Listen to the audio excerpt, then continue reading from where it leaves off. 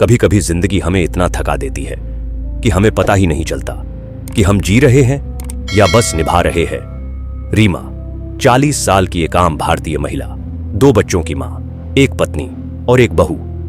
हर दिन एक जैसा होता था। सुबह उठना, सबके लिए भाग दौड़, कामकाज, खाना, साफ सफाई। शाम होते होते वो खुद भी नहीं जानती थी कि थकान शरीर की ज्यादा थी या मन की। उसके चेहरे पर हमेशा मुस्कान रहती थी, लेकिन वो मुस्कान अब आदत सी बन चुकी थी। एक शाम थकी हुई रीमा बालकनी में बैठी थी। नीचे सड़क पर एक लड़की तेजी से भागती हुई निकली। हाथ में स्केचबुक थी और चेहरा जोश से भरा हुआ।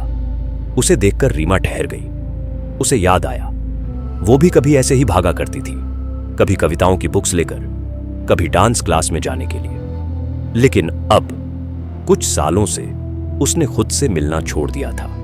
वो शाम बस एक सवाल छोड़ गई उसके मन में, क्या मेरी जिंदगी अब सिर्फ दूसरों के लिए है? क्या मैं अब खुद के लिए कुछ नहीं कर सकती? पर बदलाव आसान नहीं था। अगले ही दिन जब रीमा ने खुद से कहा, मैं सुबह आधे घंटे टहलने जाऊंगी, तो जवाब मिला, इतने काम छोड़कर टहलने जाओगी? पहले दिन नहीं गई, दूसरे दिन भी नहीं, लेकिन तीसरे दिन उसने चुपचाप चप्पल पहनी और निकल गई। उस सुबह की हवा थोड़ी सी अलग थी। शायद इसलिए नहीं कि मौसम बदला था, बल्कि इसलिए कि रीमा ने खुद के लिए कुछ किया था। कुछ दिन ऐसे ही चलते रहे। वो रोज टहलने जाने लगी और फिर एक दिन उसने अपने लिए एक छोटी सी नोटबुक भी ले ली। हर सुबह वो 5 मिनट उसमें लिखती, अपनी सोच, अपने डर और अपने पुराने सपने। हफ्तों लग गए, पर अब वो हर दिन 10 से 15 मिनट खुद को देती थी। कभी किताब पढ़ती, कभी अकेले चाय पीती, तो कभी पुराने गाने सुनती। कभी कभी उसे गिल्ट होता, क्या मैं सेल्फिश हो रही हूं? पर फिर वो खुद से कहती, अगर मैं खुद की रिस्पेक्ट नहीं करूंगी तो कौन करेगा? एक दिन बच्चों के एक प्रोजेक्ट के लिए रीमा ने कविता लिखने में उनकी मदद की। उनकी टीचर ने कहा, मैम आप बहुत अच्छा लिखती हैं।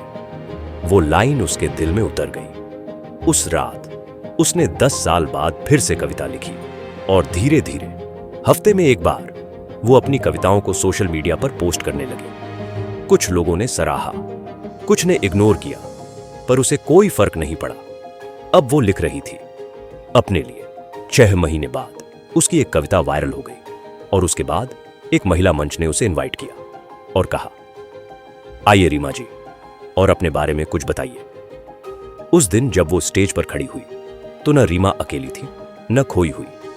वो वहां पूरे आत्मविश्वास के साथ खड़ी थी। उसकी आंखों में अब थकान नहीं थी, अब वहां चमक थी। रीमा ने कोई बड़ा सपना नहीं देखा था।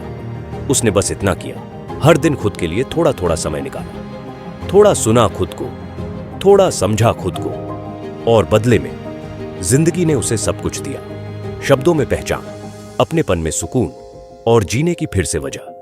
तो अगर आप भी थके हुए हैं या खोए हुए हैं तो बस इतना याद रखिए, बदलाव एक दिन में नहीं होता, लेकिन अगर आप चाहें तो एक दिन जरूर होता है। अगर आपको यह वीडियो पसंद आया है तो इसे लाइक करें, शेयर करें और सब्सक्राइब करना न भूलें। और हां, आप हमें कमेंट करके जरूर बताएं कि आपको रीमा की ये ट्रांसफॉर्मेशन जर्नी कैसी